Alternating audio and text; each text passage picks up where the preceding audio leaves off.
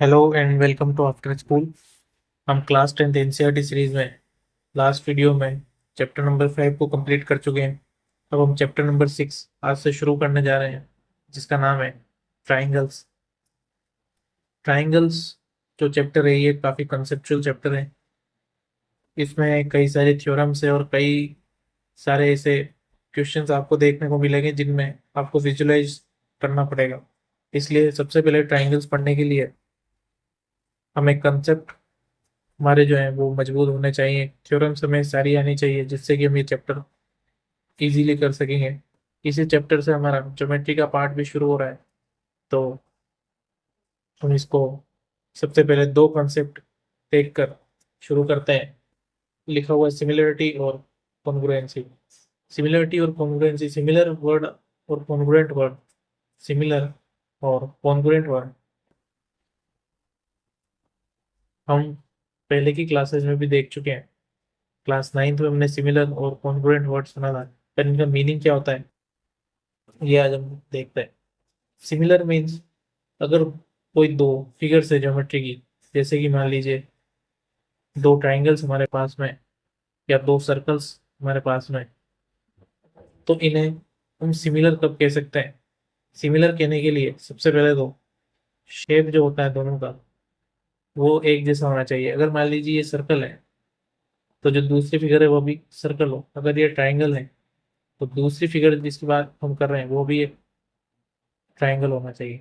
तो सबसे पहले तो दोनों का शेप एक ही तरह का होना चाहिए। दूसरी चीज, साइज दोनों की डिफरेंट हो सकती है। साइज दोनों की डिफरेंट हो सकती है। अगर मान लीजिए सर्कल 1 की रेडियस 1 मीटर है तो सर्कल 2 की रेडियस 0.5 मीटर हो सकती है। यानी कि साइज का इसमें डिफरेंस हो सकता है। क्या ये एक दूसरे पर सुपर इम्पोज की जा सकती है? सुपर इम्पोज मीन्स अगर मैं इस सर्कल के ऊपर, मान लीजिए सर्कल 1 C1 है और सर्कल 2 C2 है, क्या मैं सर्कल 1 के ऊपर सर्कल 2 को ओवरलैप कर सकता हूँ? अगर मैं यहाँ पर सर्कल 2 रखूंगा, क्योंकि इसकी रेडियस 0.5 मीटर ही है, तो 0.5 मीटर पूरे सर्कल को सुपर इम्पोज नहीं कर सकता। यहाँ पर कुछ पार्ट जो है वो सुपर इम्पोज नहीं होगा। यानी कि अगर मैं एक सर्कल के सामने दूसरा सर्कल रख दूं तो पीछे वाला सर्कल मुझे क्लियरली दिखेगा। यानी कि सुपर इम्पोज यहाँ पर पॉसिबल नहीं है। और स्केलिंग की अगर मैं बात करूं तो यहाँ पर स्केलिंग क्या होता है? स्केलिंग मीन्स अगर मान लीजिए सर्कल 1 की रेडियस 1 मीटर है और सर्कल 2 की रेडियस 0.5 मीटर है, तो मैं इसी स्केल से एक तीसरा सर्कल भी ड्रॉ कर सकता हूँ जिसकी रेडियस हो सकता है 2 मीटर हो, या एक और चौथा सर्कल में ड्रॉ कर सकता हूँ जिसकी रेडियस 4 मीटर हो। यानी कि यहाँ पर मैंने स्केल लिया इंटू टू का। मैं जब 1 इंटू 2 करता हूँ तो 2 मीटर पर पहुंचता हूँ, जब 2 इंटू 2 करता हूँ तो मैं 4 मीटर पर पहुंचता हूँ। यानी कि मैंने एक यहाँ पर स्केल लिया है। स्केल हर फिगर के लिए अलग अलग हो सकता है, यानी कि स्केल जो है वो एप्लीकेबल है। स्केल जो है वो एप्लीकेबल है। यानी कि अगर मैं बहुत सिंपल लैंग्वेज में बोलूँ तो सिमिलर मीन्स एक जैसे दो ज्योमेट्रिकल फिगर्स जिनका शेप एक ही हो, यानी कि दोनों ट्राइंगल हो या दोनों रेक्टेंगल हो, जो भी शेप हो सकता है, साइज दोनों की डिफरेंट होगी, सुपर इम्पोज एक दूसरे के ऊपर पॉसिबल नहीं है और स्केलिंग एप्लीकेबल होगी। यानी कि सिमिलरिटी अब हम ट्राइंगल्स के रेस्पेक्ट में देखते हैं, क्योंकि हमारा चैप्टर ट्राइंगल से रिलेटेड है। अगर मान लीजिए दो ट्राइंगल हमारे पास में है, इसका नाम T1 है, इसका नाम T2 है, तो इनकी साइज डिफरेंट होगी, शेप सेम होगा, सुपर इम्पोज ये एक दूसरे के ऊपर नहीं होंगे, सुपर इम्पोज एक दूसरे के ऊपर नहीं होंगे, और स्केलिंग एप्लीकेबल होगी। इसका मतलब ये है, अगर ट्राइंगल T1 का बेस 5 सेंटीमीटर है तो ट्राइंगल T2 का बेस 10 सेंटीमीटर हो सकता है। अगर ट्राइंगल T1 की इधर वाली साइड अगर 2 सेंटीमीटर है तो इस T2 की भी साइड 4 सेंटीमीटर हो सकती है। अगर ट्राइंगल T1 का एंगल यहाँ पर कुछ 30 डिग्री है तो हो सकता है यहाँ पर भी इसका एंगल 30 डिग्री आ जाए। यानी कि इनका रेशियो हो सकता है जिससे कि इनकी स्केलिंग पॉसिबल हो। यानी कि इनका जो रेशियो होगा वो दोनों का सिमिलर होगा। हमने अभी तक सिमिलरिटी देखी। अगर मैं कॉन्ग्रुएंसी की बात करूँ तो क्या कॉन्ग्रुएंसी और सिमिलरिटी में कोई अंतर है? बिल्कुल है। कॉन्ग्रुएंट होने के लिए सबसे पहले तो वापिस से हम जो कंडीशन हमने सिमिलरिटी में देखी थी उन्हें ही देखते हैं। कॉन्ग्रुएंट होने के लिए सबसे पहले तो शेप एक जैसा होना जरूरी है। मान लीजिए मैंने यहाँ पर ट्राइंगल लिया, दूसरा भी ट्राइंगल ही होगा। अगर एक सर्कल लिया तो दूसरा भी सर्कल होगा। साइज क्या डिफरेंट हो सकती है? बिल्कुल नहीं। कॉन्ग्रुएंसी में साइज बिल्कुल सेम होती है, और वो साइज सेम होने के कारण ही वो एक दूसरे के ऊपर सुपर इम्पोज भी हो जाते हैं। साइज अगर सेम है तो सुपर इम्पोज होंगे। अगर मेरे पास एक सर्कल 1 सेंटीमीटर रेडियस का है और दूसरा सर्कल भी 1 सेंटीमीटर रेडियस का है, तो मैं एक सर्कल के ऊपर दूसरा सर्कल आसानी से रख सकता हूँ। यानी कि अगर साइज सेम है तो सुपर इम्पोज पॉसिबल होगा। क्या इसमें स्केलिंग एप्लीकेबल होती है? स्केलिंग इसमें एप्लीकेबल नहीं होती, क्योंकि ये सब सिमिलर रेशियो में ही होते हैं। अगर ये 1 सेंटीमीटर का सर्कल है तो दूसरा भी 1 सेंटीमीटर का सर्कल होगा। यानी कि अगर मैं सिंपल सी लैंग्वेज में अगर सिमिलरिटी और कॉन्ग्रुएंसी को एक लाइन में अगर बोलूँ, तो कॉन्ग्रुएंट मतलब ये होता है कि दो शेप्स कोई सी भी हो सकते हैं, ट्राइंगल, सर्कल या रेक्टेंगल, किसी भी तरह की ज्योमेट्रिकल फिगर एक दूसरे के ऊपर सुपर इम्पोज की जा सकती है, क्योंकि उनका शेप और साइज सेम है। लेकिन सिमिलरिटी में शेप और साइज डिफरेंट हो सकता है, यानी कि उसको सुपर इम्पोज नहीं किया जा सकता। लेकिन जो उनकी साइड्स हैं, एंगल्स हैं, वो किसी न किसी रेशियो में होते हैं। यानी कि अभी तक हमने ट्राइंगल्स में दो कंसेप्ट पढ़े। सबसे पहला कंसेप्ट पढ़ा सिमिलरिटी, दूसरा पढ़ा कॉन्ग्रुएंसी। इतना पढ़ने के बाद में हम एक्सरसाइज नंबर 6.1 करते हैं। अगर हमें सिमिलरिटी और कॉन्ग्रुएंसी का मतलब समझ में आया तो हम एक्सरसाइज 6.1 को इजीली कर सकते हैं। सबसे पहला क्वेश्चन लिखा हुआ है, ऑल सर्कल्स आर, क्या कॉन्ग्रुएंट या सिमिलर? मान लीजिए क्वेश्चन नंबर फर्स्ट के फर्स्ट में सिमिलर या कॉन्ग्रुएंट पूछा। ऑल सर्कल्स आर कॉन्ग्रुएंट या सिमिलर। मान लीजिए एक सर्कल ये है, एक सर्कल ये है। कॉन्ग्रुएंसी का मतलब अभी मैंने बताया था, अगर एक ज्योमेट्रिकल शेप को दूसरे ज्योमेट्रिकल शेप पर रखते हैं तो वो उस पर सुपर इम्पोज हो जाता है। और दूसरी चीज, उन दोनों की साइज इक्वल होती है। कॉन्ग्रुएंसी में ये कंडीशन फॉलो होती है। अगर मैं सिमिलरिटी की बात करूं तो एक दूसरे पर ना तो सुपर इम्पोज होगा और ना उनकी साइज सिमिलर होगी। तो क्या सभी सर्कल एक ही साइज के होते हैं? बिल्कुल नहीं। सभी सर्कल अलग अलग साइज के हो सकते हैं। मान लीजिए सर्कल 1 2 सेंटीमीटर रेडियस का है तो सर्कल 2 4 सेंटीमीटर रेडियस का हो सकता है। अगर मैं इसके ऊपर सुपर इम्पोज करना चाहूँ तो पॉसिबल नहीं है। यानी कि सभी सर्कल सिमिलर होते हैं। सिमिलर इसलिए होते हैं क्योंकि सबका शेप सिमिलर होता है, लेकिन सबकी साइज अलग अलग हो सकती है, यानी कि एक दूसरे पर सुपर इम्पोज नहीं की जा सकते। तो मैं फर्स्ट का आंसर लिखूंगा, ऑल सर्कल्स आर सिमिलर। पूछा है सेकंड क्वेश्चन में, ऑल स्क्वायर्स आर सिमिलर और कॉन्ग्रुएंट। अगर मैं सेकंड क्वेश्चन में देखूं तो मेरे पास में स्क्वायर्स कई साइजेस में हो सकते हैं। किसी की साइड 2 सेंटीमीटर है, किसी की 4 सेंटीमीटर है, किसी की 3 सेंटीमीटर है।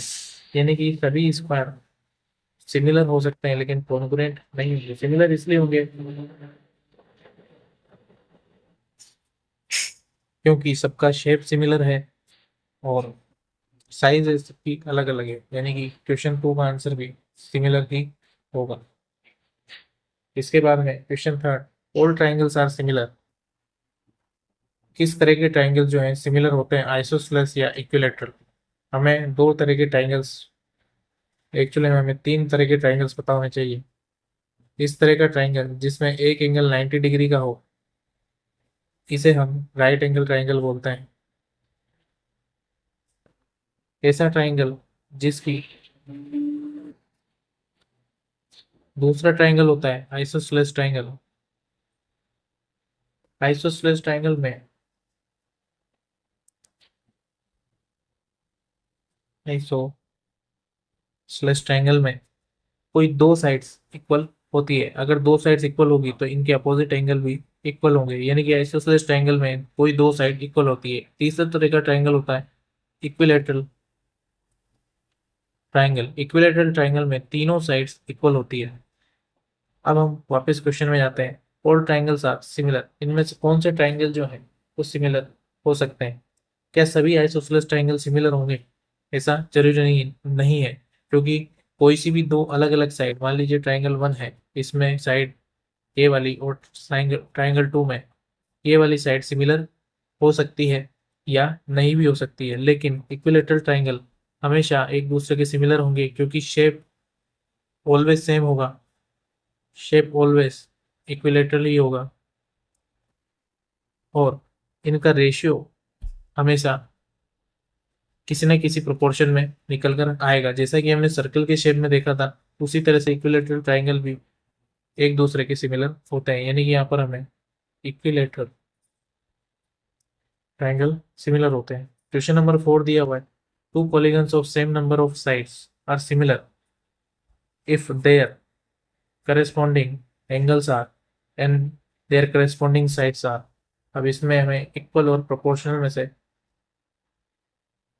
कुछ फिल करना है। सबसे पहले दिया हुआ है two polygons of same number of side. मान लीजिए मैं दो पॉलीगन अज्यूम करता हूँ, जैसे कि एक रेक्टेंगल हो गया और दूसरा भी रेक्टेंगल हो गया। अगर ये सिमिलर है, if there corresponding angles are, उनके corresponding angles means A B C D P Q R S. Corresponding angles means अगर मैं इधर एंगल ए ले रहा हूँ तो इधर एंगल पी। करेस्पॉन्डिंग एंगल्स अगर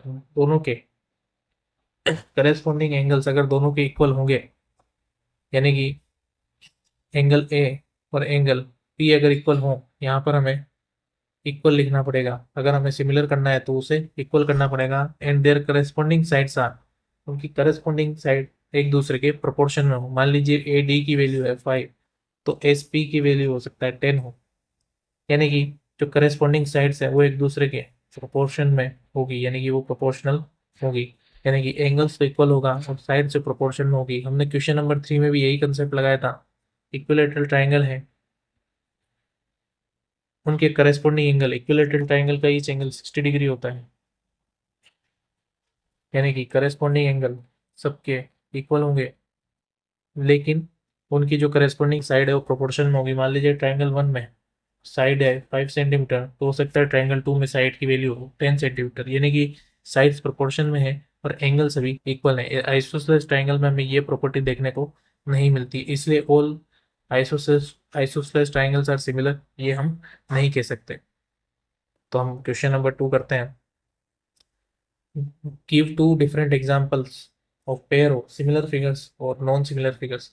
हम सिमिलर फिगर्स के तो कई सारे एग्जांपल्स ऑलरेडी देख चुके हैं, हम वापस से देखते हैं कि सिमिलर फिगर के क्या क्या एग्जांपल हो सकते हैं। मान लीजिए मैं वापस से दो ट्राइंगल अज्यूम करता हूँ। मैं मान लेता हूँ कि बोथ ट्राइंगल जो है इक्विलेटरल है, बोथ ट्राइंगल्स आर इक्विलेटरल। अगर इक्विलेटरल है तो इनके करस्पॉन्डिंग एंगल्स 60 डिग्री होंगे, क्योंकि ट्राइंगल जो इक्विलेटरल होता है उसके तीनों एंगल्स 60 डिग्री होते हैं। और इनकी साइड मान लेता हूँ मैं, फर्स्ट वाले की साइड 1 सेंटीमीटर है और सेकंड वाले की साइड 5 सेंटीमीटर है, तो ये दोनों ट्राइंगल T1 और T2 सिमिलर होंगे, क्योंकि जो प्रॉपर्टी सिमिलरिटी की है वो सबसे पहले शेप दोनों का सेम है, दोनों के करस्पॉन्डिंग एंगल्स इक्वल हैं और इनकी जो साइज है वो डिफरेंट है। यानी कि पहला एग्जांपल हमने इक्विलेटरल ट्राइंगल का लिया, दूसरा एग्जांपल हम किसी स्क्वायर का ले सकते हैं। मान लीजिए स्क्वायर 1 है S1 और S2 स्क्वायर 2 है, इनके करस्पॉन्डिंग एंगल, स्क्वायर के सभी एंगल 90 डिग्रीज होते हैं, तो करस्पॉन्डिंग एंगल बोथ ट्राइंगल के 90 डिग्रीज होंगे। दूसरी चीज, इनकी मैं अगर साइज की बात करूँ तो दोनों की डिफरेंट होगी, क्योंकि फर्स्ट वाले की साइड में 2 सेंटीमीटर रिज्यूम कर रहा हूँ आपको, सेकंड वाले की साइड 5 सेंटीमीटर, यानी कि ये दोनों भी सिमिलर होंगे। इसके बाद नॉन सिमिलर फिगर्स के ये एग्जाम्पल मांग रहा है। नॉन सिमिलर फिगर्स तो कुछ भी ले सकते हैं, जैसे कि मान लीजिए मैंने एक लिया पैरेललोग्राम और सेकंड मैंने ले लिया ट्रेपेजियम। पैरेललोग्राम में चारों एंगल्स,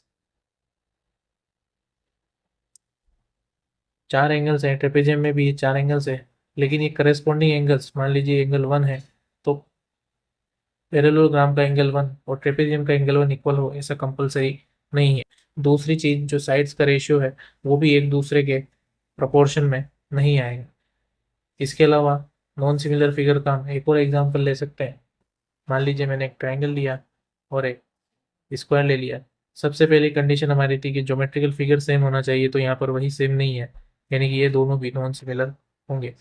इसके बाद हम क्वेश्चन नंबर 3 की तरफ बढ़ते हैं। State whether following quadrilateral are similar or not.